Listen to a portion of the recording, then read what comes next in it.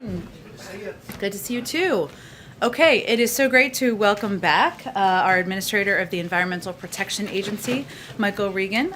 He's here to talk more about the bipartisan infrastructure framework, which includes the largest investments in the nation's clean water infrastructure, including funds needed to eliminate and replace 100% of lead water pipes and service lines. Across the country, pipes and treatment plants are aging, and polluted drinking water is endangering public health. Studies show that for kids, higher exposure to lead negatively affects academic performance and can lead to cardiovascular disease later in life. The investments in water infrastructure in the framework are unprecedented and also include funding to modernize wastewater systems across the country, including in rural areas and on tribal lands. He also just came from the president's meeting on wildfire preparedness with Western governors as well. And after that, we'll do a full briefing. As always, I'll be the bad cop when we're ready to take questions and it needs to go. Thank you so much. Thank you, Jen. Good afternoon. I just came from the president's meeting on wildfires with Western governors. The increasing intensity of wildfires and heat out west is a major public health challenge. President Biden is bringing leadership and resources, the resources of the federal government, to help those on the front lines in our western states. I briefed the president and his team on what EPA is doing to help keep people safe. The EPA has developed tools to help provide the public with reliable information to inform and protect people when wildfire smoke is causing dangerous air quality issues in their communities. As part of the administration's broader efforts to improve wildfire preparedness, EPA is deploying additional new sensors in heavy smoke areas to assess air quality. We will be adding the Fire and Smoke app to the AirNow mobile app next month so that firefighters, families, and people throughout the communities in the West can take action to reduce their exposure. You can learn more about this resource, tracking smoke and air quality, at airnow.gov/fires and visit ready.gov/wildfires to learn about actions you can take now to prepare for wildfires and stay safe.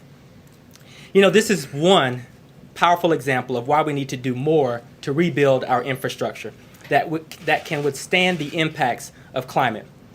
Because as wildfires rage out west, floods are consuming communities elsewhere. The extreme weather events Americans are experiencing year-round underscore the need to make bold investments needed to tackle the climate crisis. The bipartisan infrastructure framework would make the largest investment in American history, nearly $50 billion in the resilience of the physical and natural systems. Breathing air and drinking clean water are at the heart of President Biden's Build Back Better agenda, because he believes no family, no child should be still drinking water from lead pipes. Water infrastructure is a huge part of the president's American Jobs Plan, and it's carried through in the bipartisan infrastructure framework, and for very good reason. Clean and healthy drinking water and safe and effective stormwater and wastewater infrastructure is necessary for every thriving community.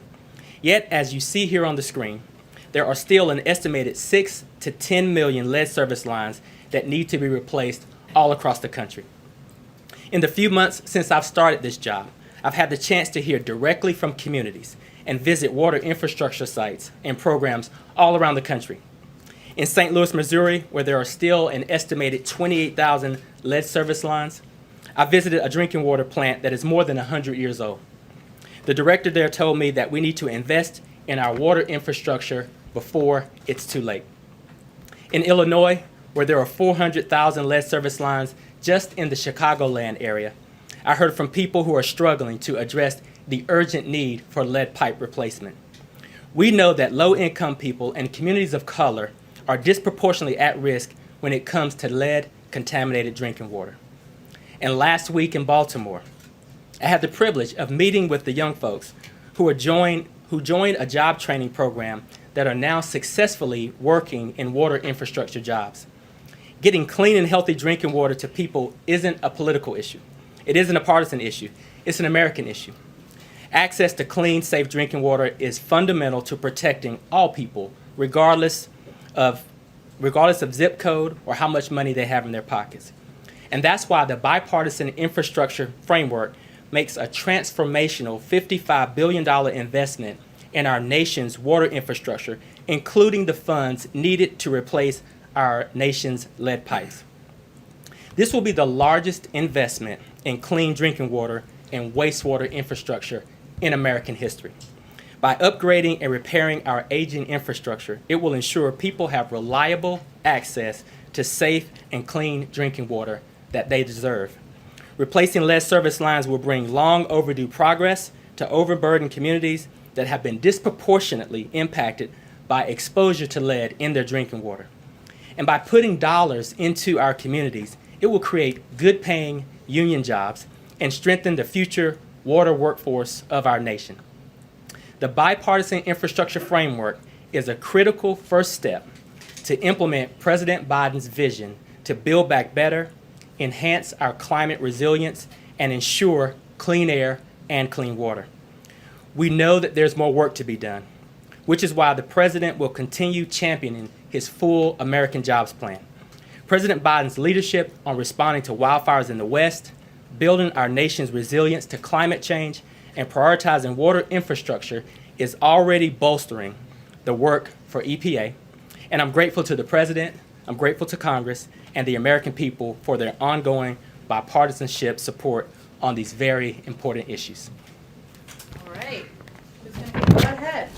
Thanks. Sir, in the meeting with the governors on water rights, was there any discussion of water allocation decisions in the western states with any of the governors today? No discussions there. Basically, we discussed that we're experiencing a very tough wildfire year, upcoming year. We talked about staying very closely coordinated, and the President talked about providing additional resources for resilient infrastructure and water management and forest management. Was there any discussion about rolling blackouts to prevent wildfires? Was there talk about that? No. Any other concerns that the governors brought up that that we need to know about? Just that we need to work closely, federal and state, leveraging resources, and again, staying in close coordination throughout this wildfire season. Can you talk about, given you're talking about extreme weather events, like what's happening with the heat wave in the Pacific Northwest, can you talk about how that factors into your enforcement strategy at EPA and cracking down on polluters? Well, what I can say is that we're really laser focused on these climate change impacts. And so therefore, we really are deploying our air quality monitoring systems to help folks understand the implications of wildfire pollution. We really are ramping up enforcement in this EPA. We believe that enforcement is a tool in our toolbox that need to be deployed so that we can keep everyone on the right track. Talk about also, I know that EPA is hiring up to 1,000 new staff. Can you give an update on how that's going and what areas you're looking to hire in? We are looking to hire, and really we had a lot of people leave the agency during the previous administration. What we want to do is continue to build on our scientific integrity, our ability to capture and push data out, and really develop the sound expertise amongst all of our professional classes to inform how EPA does its job and accomplish its mission. Thank you. Thank you for taking my question. Do you support pursuing additional funds beyond the bipartisan plan in the reconciliation plan for drinking water in particular? You know, I think the President has made it clear that he's got ambitious goals laid out in the American Jobs Plan. This infrastructure framework is what we're seeing as a first critical step. So he's got a number of tools in his toolbox. We're happy that he's going to deploy those tools, not only for water infrastructure, but for climate as well. And can I ask you a follow-up question about what's going on in Florida? The EPA has said that there are particles that could be toxic to people's long-term health related to the collapse of the building in Florida. Is the EPA making any recommendations or suggestions to try to protect people that are living in the area and, of course, the first responders who are searching the rubble? We're actively engaged with all of the elected officials on the ground. Our regional offices are deploying air monitoring systems and the latest information to be sure that we keep the public safe. Are you confident that the people that are searching the rubble, that they're getting the protection that they need so that they don't end up like the first responders in 9/11, who of course suffered all sorts of long-term health issues? I'm confident that our agency is partnering with the sister agencies to provide the latest and best information so that those on the ground can govern themselves in a very safe way. Thanks, Jen. Administrator, the last several days here in Washington, right across the street from this building, there have been protesters who have been holding signs saying things such as, "Biden, you coward," fight for us. What's your response to that criticism, and if you could assess the claim that they're making that the president on that issue is a coward? You know, what I can say is that this is a historic investment. This is the largest investment in American history, both on water infrastructure, but we also see some strong movement on climate in this infrastructure bill as well. When we look at the supply chain for electric vehicles, when we look at charging stations that will be deployed all across this country, what I would say is a first critical step, but the president is holding tight to his vision, and the president is looking again at all of the suite of options that he has from a toolbox perspective to pursue the goals that he's laid out. Thank you. You mentioned that the EPA in DC is in touch, actively involved with, or actively engaged with officials in Florida. Do you agree with the Energy Secretary Granholm that it's possible the Surfside condos collapse may be a result of climate change?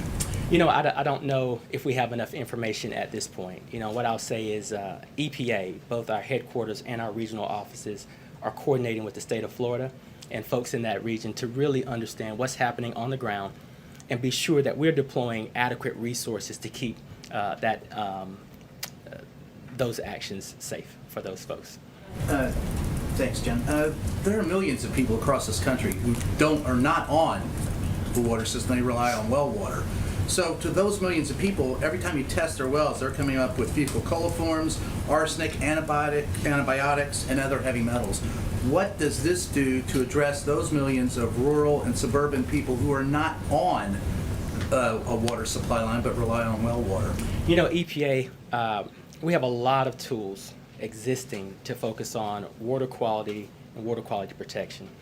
What I would say, again, when we look at these infrastructure bills, they're doing a really good job, not only to help with lead service pipelines and water infrastructure, only, but when you look at the American Rescue Plan, you look at the president's very ambitious budget for EPA, what we're doing is we're bolstering our ability to collect the data and information we need to keep the public safe, and where we need to lean in on our enforcement. Well, I understand that, but in response to what Steve was saying, there are those who are rural and suburban residents who believe that the cowardice in the administration comes by not addressing a very real issue about poisoning well water. Are you addressing that? I think we're looking at a range of options to look at water pollution. PFAS, I think we've got a number of budget requests in that we hope the Congress approves for EPA to really bolster its actions there. I think that there are a number of tools in this toolbox that the president is deploying to get at water quality protection for all citizens. So there is money allocated for it, to address that water well issue. There is money in this? There's money in the president's budget request for EPA to do a better job of looking at water quality protection for all Americans. Okay, we're gonna do Lynn and Josh, and then we've gotta let the administrator go back to fixing our pipes. Thank you for taking my question. Noting that you did mention Chicago, what is the timetable or the timetable for a timetable of appointing a much-needed regional administrator for Regional 5? Democratic Michigan and Illinois members of Congress have been pushing competing contenders, as I'm sure you know, Deb Schor and Michael Ragland, for the job. Yes. What's up? We're on an expedited timeline. I just spoke to top candidates this morning and yesterday morning, and so we're pushing those recommendations over ASAP. So when you say top candidates, are they Micah Ragland and Deb Schor, or is it someone else? Just so I know with specificity when we write this. Yes, I spent time with two top candidates this morning and yesterday, and we're going to push those forward ASAP. And how fast is ASAP? Well, that depends on how we work with the White House to get it done. So I don't have a specific timeline in terms of how we navigate the personnel process, but we're pushing as fast as we can. Listen, we recognize that we need our regional administrators in place if we're going to be successful to expedite and execute on the president's very ambitious agenda on climate, on water quality, environmental justice, and the like. So this is a top priority for us. All right, last one from Josh. I want to go to the lead service lines. Could you break down the timeline for when you think all of these would be replaced? And then secondly, on the issue of cost, how are you looking at cost? We're told that it would cost on average $27,000 to replace a lead service line in Chicago. but the administration seems to be budgeting it around $4,000 to $6,000. You know, our estimates show that with the ask that the president has in this infrastructure plan, that we can replace 100% of the lead pipes. Obviously, when you look at timelines, that really is city by city, instance by instance. We are ready to engage with our state partners. The good news is EPA has water infrastructure programs in place. We have the infrastructure to push these resources through, to partner with our state and local officials to get this done on an expedited timeline.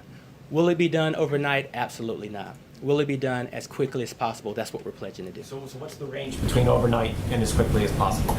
Well, we haven't gotten that far yet in terms of putting an actual timeline on the quickest city we could do and the one that would take the longest term. But he can come back when we know. Thank you so much, Administrator Regan. Appreciate you taking the time today. Thank you. Thank you. Thank you very much. Thank you. Okay, just a few more items for all of you at the top. As you all know and noted, and in your questions, the President convened cabinet officials, governors from Western states, and private sector partners this morning to discuss how we can all work together to strengthen prevention, preparedness, and response efforts. In the meeting, the President asked participants what additional resources they needed and what immediate actions can be taken to protect communities, improve emergency preparedness, and address the growing wildfire threat, both by preventing them from happening and ensuring the federal government's response is as quick and effective as possible. And to do that, we also announced a series of actions today to address the growing and severe threat of wildfires, protect communities from devastation, and save lives, which were outlined this morning. We can certainly talk more about. As you may have also seen, in a few minutes, the President will sign the Sergeant Ketchum Rural Veterans Mental Health Act, which will create 3 new mental health centers for veterans battling severe mental health issues, including post-traumatic stress disorder. It's estimated that at least 1 in 5 veterans return from combat with a significant need for mental health support, yet 85% of veterans coming home to rural communities are in areas with a shortage of professional support. As the President has repeatedly reaffirmed, we have a sacred obligation to care for those who serve, and this bipartisan bill will help our rural veterans get the support they need. Later this afternoon, the President will also sign 3 additional bills, one to protect our climate from methane, one to protect consumers from predatory lenders, and one to protect workers from employment discrimination. Each of these bills are common sense protections that passed with bipartisan support. Bipartisanship alive and well in Washington. Watch out. Also today, the White House will host a virtual eviction prevention summit to support and facilitate coordination among local public officials, court officials, legal service organizations, local bar associations, community-based organizations, emergency rental assistance administrators, and local philanthropies from cities across the country to work on developing local eviction prevention action plans. This summit is just one of a number of steps we are taking, that we announced last week, I should say, to keep people in their homes by protecting renters and helping state and local governments prevent evictions.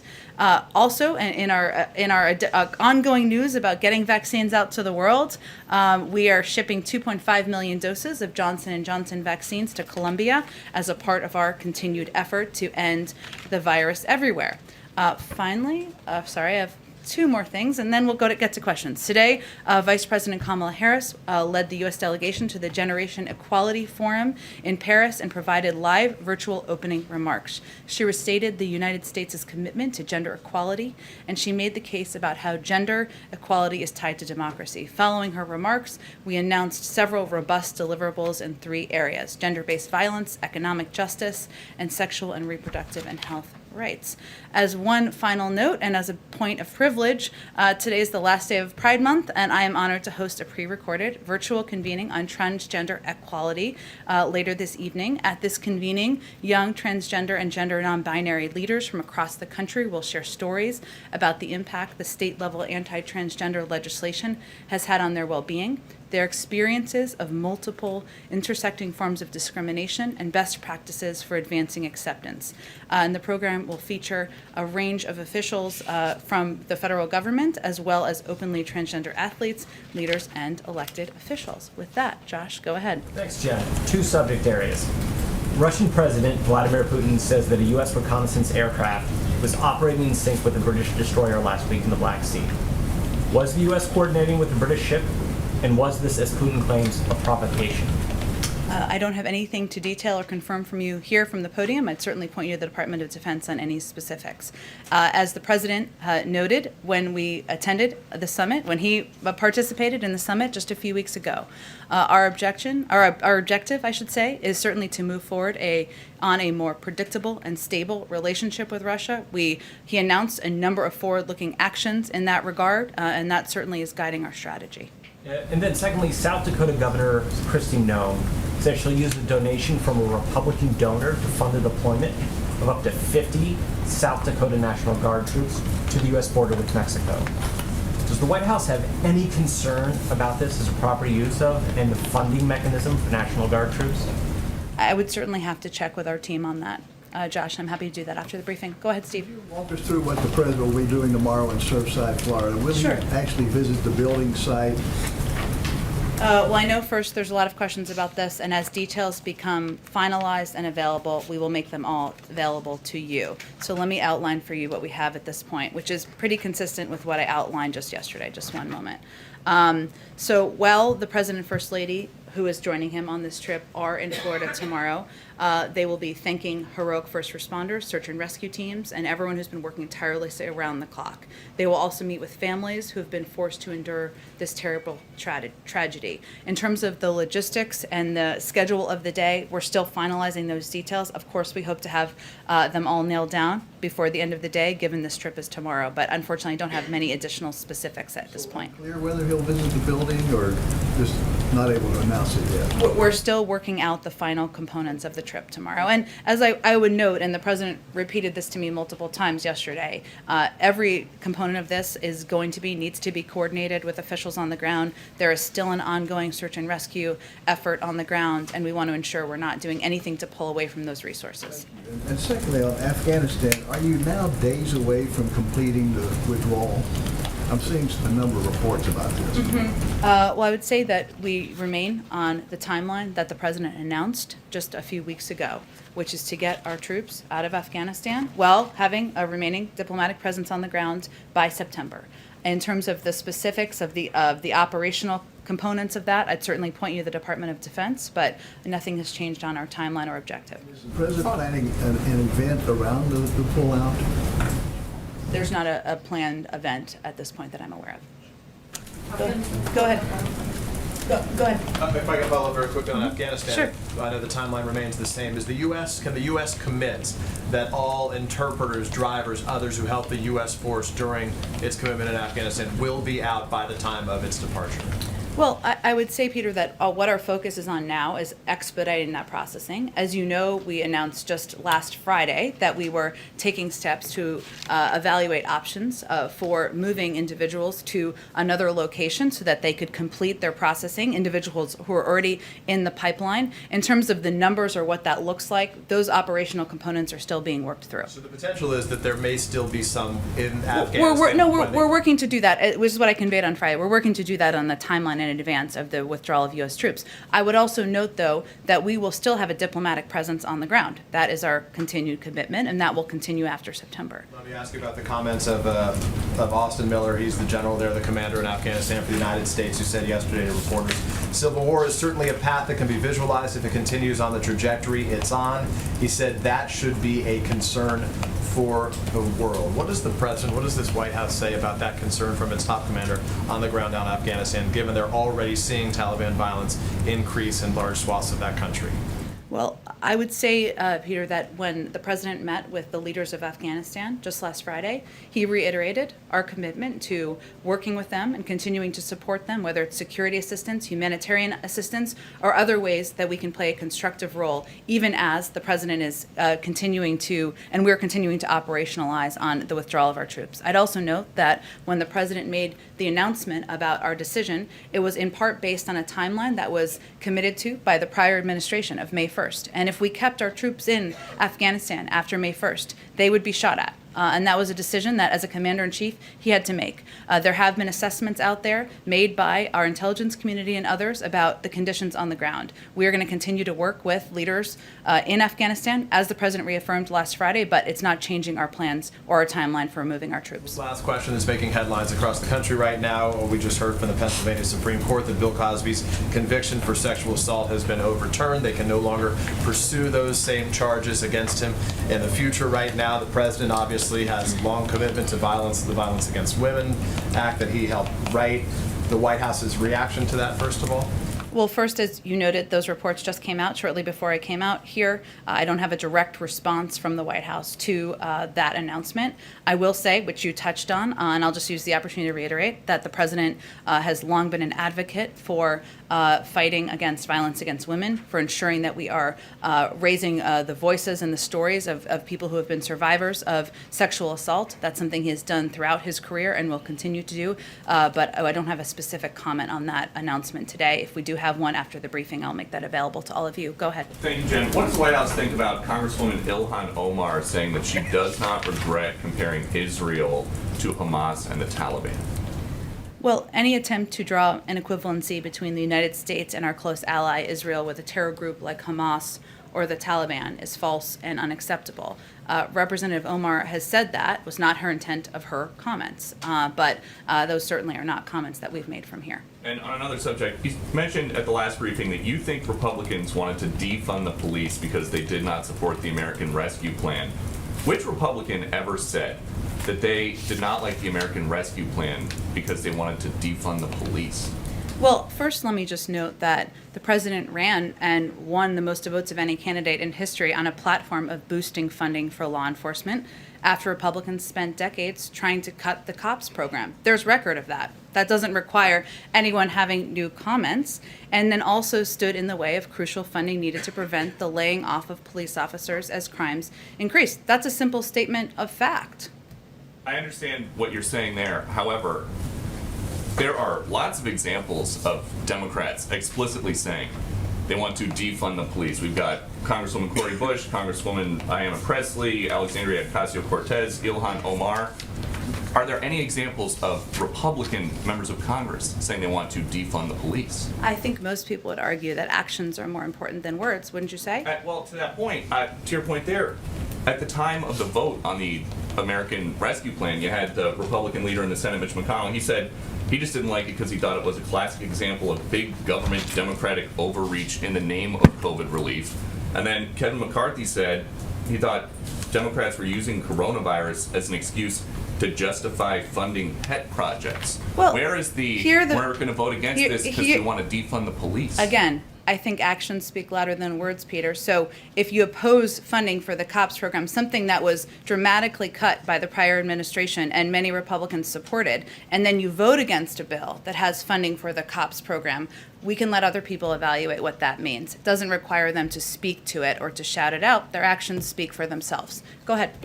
Two questions. The first one on infrastructure, in reference to the bipartisan support here. We just heard from House Speaker Nancy Pelosi. She's doubling down on this idea that she's going to hold on to one bill until she has the other. But we've also heard from Leader McConnell, and he says that President Biden's clarification is just a hollow gesture unless Democrats like Pelosi agree to changing their approach. So does this strategy by the House Speaker risk bipartisan support for this deal? Well, I would say that what leaders in the party have asked the president to do is to go out there and make the case for how this bill, how this piece of legislation will help the American people. He just did that in Wisconsin yesterday. He just had his EPA administrator come out and do that for all of you. And we think the American people are most focused on what this is going to do for them and less on the process. It's up to leaders in Congress to move this forward. The president looks forward to signing both pieces of legislation into law. But if Republicans are expressing concern, saying they may not vote for this bipartisan package unless these two are not linked in some sort of way, is this putting that deal in jeopardy? Again, I will leave it to you and to leaders to evaluate, and I will leave it to leaders in Congress to determine the sequencing and the process moving forward. The president looks forward to signing each piece of legislation into law. Can I just ask one quick question Sure. on police reform? Sources are telling us that they have now hit a major roadblock in negotiations. I'm curious if the president has been briefed on that. When was the last time that he spoke to the lead negotiators, including Republican Tim Scott?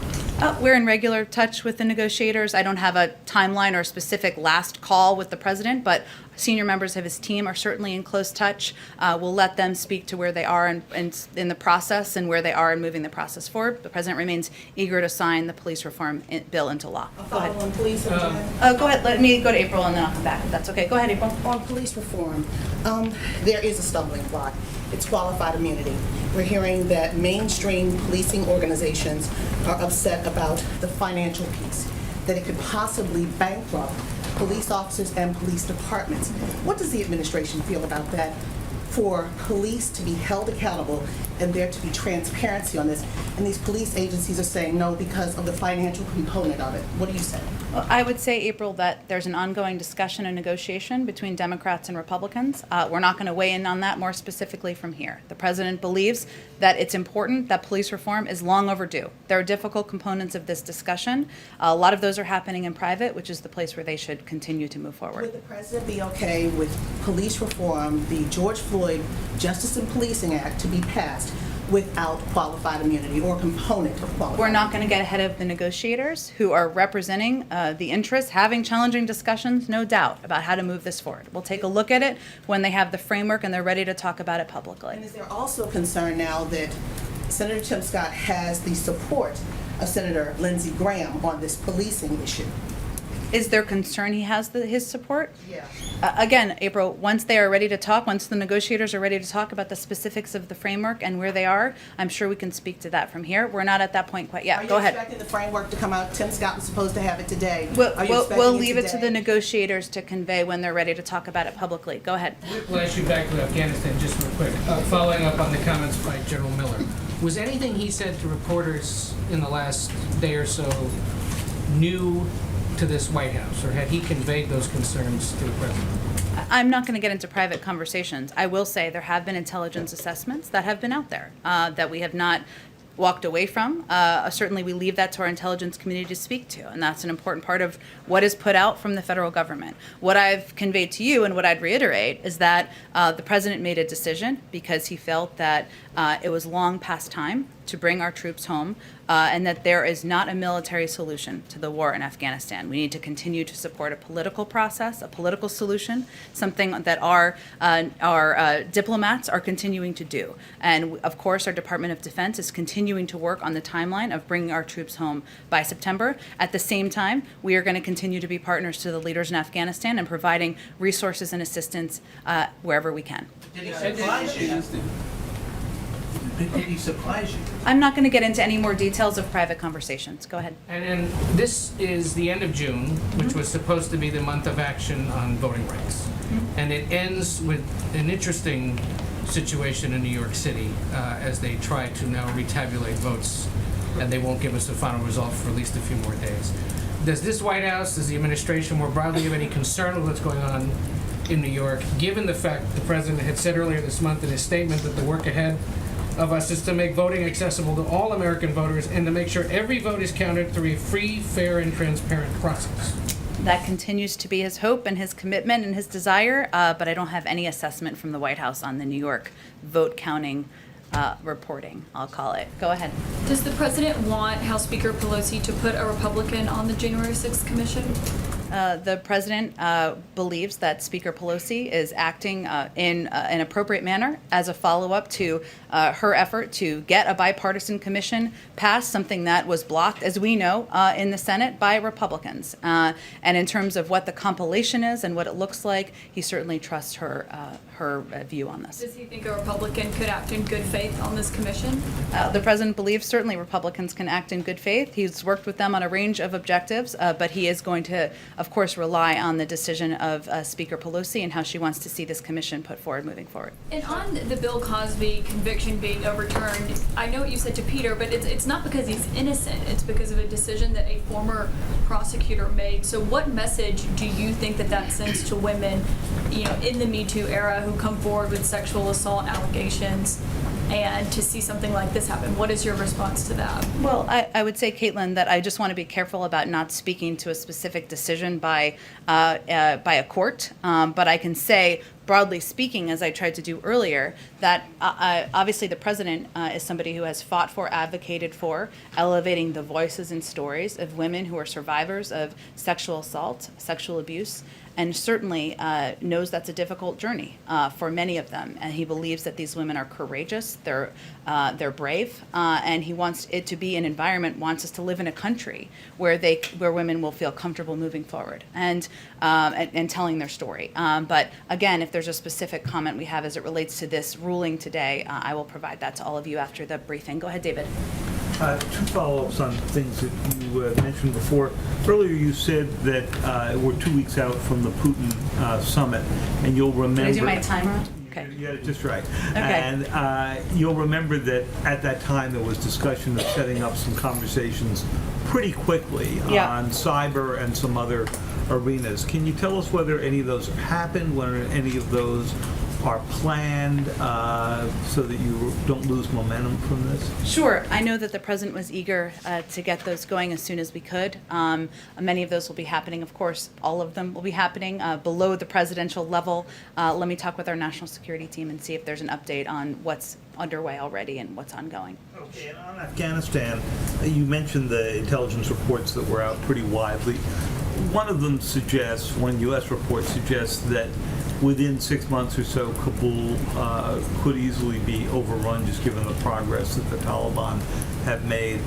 Were there any commitments made to President Ghani when he was here, or any contingency plans discussed about what the United States would do if it did look like the capital could be overrun? I would say, David, that the president reiterated what his announced position has been, that we are planning to withdraw our troops from Afghanistan on a September timeline, but also reiterated our commitment to working as a partner and to supporting Afghanistan with security assistance, humanitarian assistance, and others. We didn't get ahead of that with hypotheticals. You did not get into the specifics of what I don't have anything more to read out from the meeting. Well, let me finish. But the president's commitment to bringing our troops home from Afghanistan has not changed. He reiterated that same commitment in his meetings on Friday. Go ahead. Thanks, Jen. Tomorrow's expected to be the last day of the current term of this Supreme Court. Historically, we've seen justices who plan to announce their retirement do so at this time. Is this White House making, well, what if any preparations are you all making for the possibility that Justice Breyer will announce his retirement? We leave that decision to Justice Breyer to make. Are you guys watching this at all? I mean, is this something the president has thought about as we get toward the end of this term? Or? As you know, the president said on his campaign that he committed to nominate if there was an opening, and we do not know if there's an opening, and it is up to the justices to decide whether there will be an opening, to nominate an African-American woman to the Supreme Court, something that would be history-making, and if there's an opportunity, he remains by that commitment. But we will leave it to any justice to determine the timeline of their retirement. Can I ask a follow-up question in Florida? Does the president plan to speak with Governor DeSantis when he's on the ground in Florida? Sure, it's a good question. We will have more details, I expect, later today on the specifics of his visit tomorrow, where he'll be going, who he'll be meeting with, but I don't have any specific meetings with elected officials to read out at this point. Have they been in touch? Has Governor DeSantis and the president, have they talked about the situation in Surfside? As you know, they had a conversation late last week. Also, the president sent his FEMA administrator down on Sunday. The president spoke with his FEMA administrator to get an update on that at the conclusion of his visit. I don't have any additional calls to read out for you. Go ahead. Let me ask you again a variation of the question I asked the administrator with respect to the protesters outside in the last few days. How are those protests being received here? Is the president proud of those activists? Is he shamed by them? What's the view here in the West Wing? I would say first that we respect the right of anyone to peacefully protest. That's an American right and a fundamental right. I will say that the president believes that what's in the infrastructure package is an important down payment on addressing what he sees as a crisis in our climate, a crisis that is a priority, one of the top priorities of his presidency. And I've outlined a few of these items before, but again, it's incumbent upon us to continue to talk about it, to make sure everybody who cares as passionately as he does and we do about the climate crisis understands that in this package, it has the largest investments in the nation's clean water infrastructure, as the administrator noted, eliminating and replacing 100% of lead water pipes. It's the largest investment in addressing legacy pollution that harms the public health of communities and neighborhoods, and billions to reclaim abandoned mines and cap wells. The largest investment in public transit, something that will help reduce greenhouse gas emissions in the country. It will modernize the electrical grid with a new grid development authority and largest investment to date in America's electrical grid. And of course, it invests in electric vehicles. I'd also note, and you may have seen a memo we put out yesterday. If not, I know we've put out a lot of paper in the last few days. So if you haven't, I will highlight a few things in there. There's components the president will continue to fight for in the reconciliation process to continue this effort, including providing tax cuts for businesses and consumers who invest in clean energy technologies, sending a market signal that brings additional private investment off the sidelines and into modernizing our electric grid through an energy efficiency and clean electricity standard, and mobilizing the next generation of conservation and resilience workers. And I say all that because those are all key components and priorities that a lot of climate activists talk about. And it's important that they understand we're fighting by their side and with them, and we want to address the climate crisis. I have a separate question. Yes, go ahead. More than 1 million people in this country, according to reports, are living under a conservatorship or guardianship. The most famous case has come to light in the last few weeks. It's Britney Spears. Members of Congress on both sides of the aisle say that maybe there ought to be some kind of federal law that governs these relationships. Does the White House have a view on this in any way? I have been watching this case closely as a point of privilege, but I will have to talk to our counsel's office on that since you're asking me a good legal question, but I don't want to speak out of turn here. Go ahead. Has the president been watching Britney Spears? The president has been a bit busy, but as a person with young children, I don't have many places to go. Go ahead, when I'm not with all of you. Looking back, is there anything on vaccinations? Is there anything the administration wishes it had done earlier in the vaccination campaign that maybe would have led to more Americans being vaccinated, or to have helped you reach the president's goal of 70% of adults with at least one shot by this weekend? And what do you attribute this shortfall to? Well, first I would note that we are on track to have 70% of people in this country vaccinated, 70% I should say, of adults 27 and older vaccinated within a couple of weeks. That's a significant achievement, a significant step forward. We've reduced the percentage of people who are getting COVID, who are dying of COVID by 90%. That's a huge, significant achievement. We are actually much farther than I think most people would have predicted we would be less than 6 months into an administration. I will note that where we see challenge, and we've seen this as we've gone along, where we see challenge is in among young people who are under the age of 27. And that is an area where we're going to continue to redouble our efforts to ensure that they understand the risks and the Delta variant and the risks of the Delta variant that is not discriminating by age, that we also make sure people understand how accessible the vaccine is, and that we make sure they know we're going to still fight to get them vaccinated. That's where we're going to redouble our efforts. So no, I don't look back. I don't think we look back and would change. I think we are quite proud of where we are now, and we, though, are going to keep at it, and there's still work ahead. Go ahead. A couple of questions related to COVID and travel, international travel in particular. You mentioned yesterday in the gaggle that there are these working groups working on resuming travel. I'm wondering what the holdups are, what they're trying to work through, and also whether the White House believes that these current restrictions are keeping Americans safe.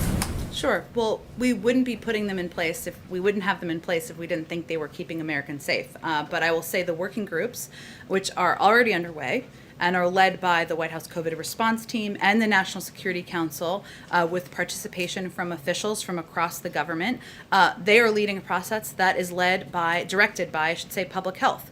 There are significant logistical considerations in safety and effectively reopening travel. They're all taken into account, but they are continuing to assess. We understand people want to travel.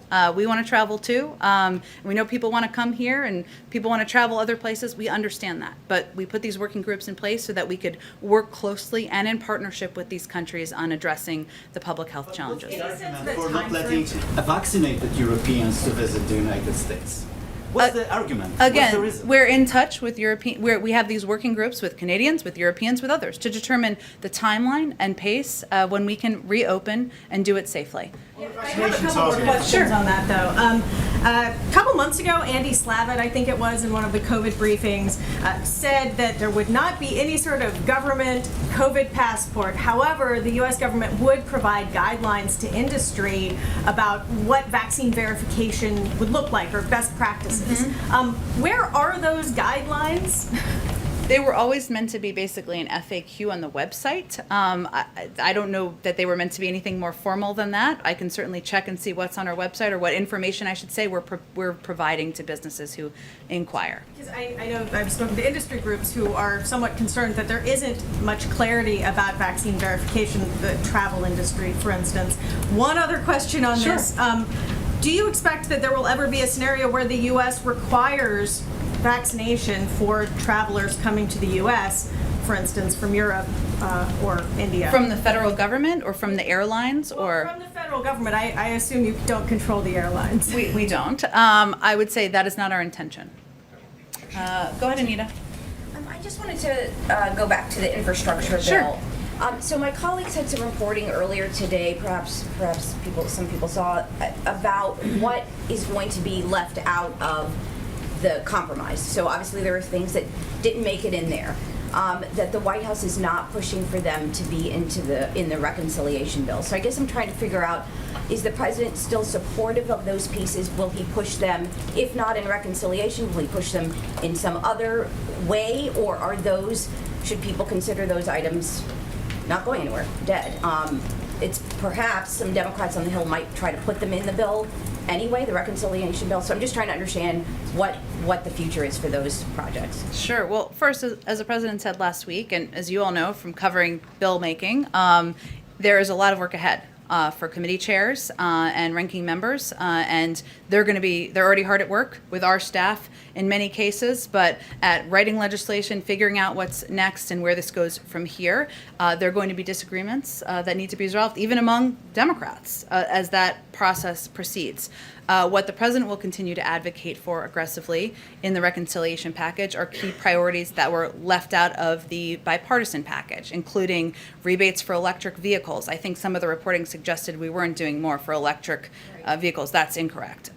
Rebates for electric vehicles, clean energy tax credits, and the components of his American Families Plan, including an extension of the child tax credit, universal pre-K, ensuring community college is a real option. Those are all components of what the president will aggressively and ambitiously advocate for. Now, we know that there's going to be views from a range of members, some who are writing the legislation, some who may not feel comfortable with the size or components of packages. That's what's going to happen over the next couple of weeks, and we'll, of course, be closely engaged in that. We're not going to take things off the table or on the table at this point in time. Okay, I just want to make sure I understand, because you're saying something is not correct, and I want to make sure I understood. So the items that didn't make it into the compromise still could be pushed by the White House in the reconciliation bill? Well, I think what I just conveyed is components of the American Jobs Plan, including, say, rebates for electric vehicles, the clean energy tax credit, that were not in the bipartisan deal, the president would still advocate for. That's something he talked about a little bit last week. Okay, Go ahead. just kind of one housekeeping thing.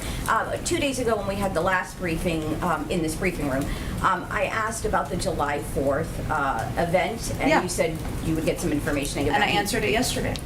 I didn't see what all the details I'm happy to are. repeat it for you. Yeah, I didn't see that you talked about the COVID precautions. So Yeah.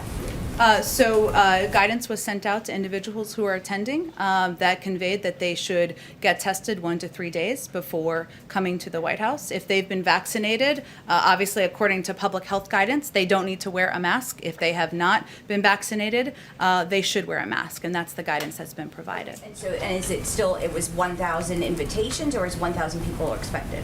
I believe it was 1,000 invitations. I think most people are hopefully accepting their invitation to the White House, but I don't know that we have a final number for attendees quite yet. We can see if there is. With plus ones. Okay, let me just do one more, because you've been so eagerly awaiting raising your hand. Go ahead. Right there. Oh, you're not eager anymore. Go ahead. You're ready. We're ready. This is the moment. What's your question? So the question is about the Delta variant and Yes. July 4th celebrations. The White House has been promoting the idea that we should get together for barbecues. Local officials should be having events, things like this. Has the variant changed any of the White House's encouragement or plans? Should people be more cautious than they would have been otherwise? Well, first, let me repeat something that a number of our public health officials have been conveying on a number of your networks throughout the day. One, we've had them out there because we know there's been a lot of questions about this and confusion, and we want to be as clear as possible. We know that our vaccines that have been approved in the United States are effective in protecting Americans from the Delta variant. It's important for people to understand that. So if you have been vaccinated, the message we're conveying is you're safe. These vaccines are effective, and that is something we want to be very clear with the public about. Certainly, it's up to individuals. If you are not yet vaccinated, you are not safe and protected. That's why you should go get vaccinated. It's not more complicated than that in some regards, but it's important to note that the vaccines that have been approved here, our public health officials have been out there conveying that they're safe and effective. We certainly feel comfortable and confident in moving forward with our event here at the White House and in individuals having barbecues in their backyards this weekend to celebrate the 4th of July and America's birthday. Thanks so much.